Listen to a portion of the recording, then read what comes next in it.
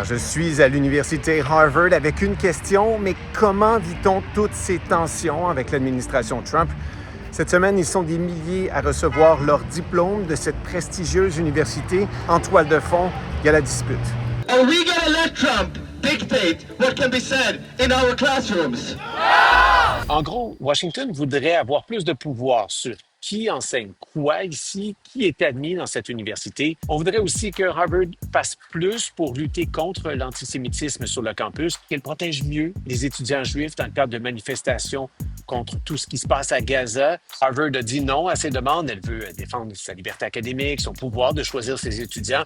Donc, la dispute, elle se déplace devant les tribunaux, ce qui n'a pas empêché quand même Washington de mettre fin à des contrats et à des subventions du gouvernement fédéral vers l'université. Ça vaut pour plus de 3 milliards de dollars canadiens, tout ça.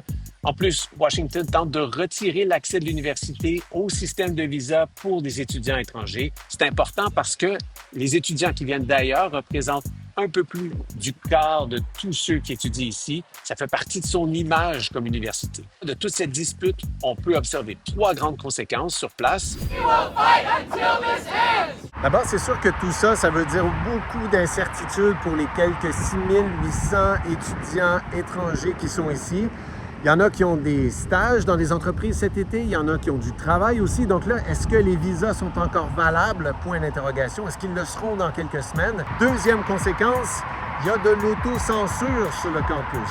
Les étudiants étrangers qui sont visés ne veulent pas vraiment parler à des journalistes. Le mot d'ordre, c'est de ne pas parler, c'est de rester aux États-Unis aussi, parce que si c'est l'été, si vous rentrez à la maison, on n'est pas certain que vous allez pouvoir revenir aux États-Unis pour compléter votre diplôme, par exemple.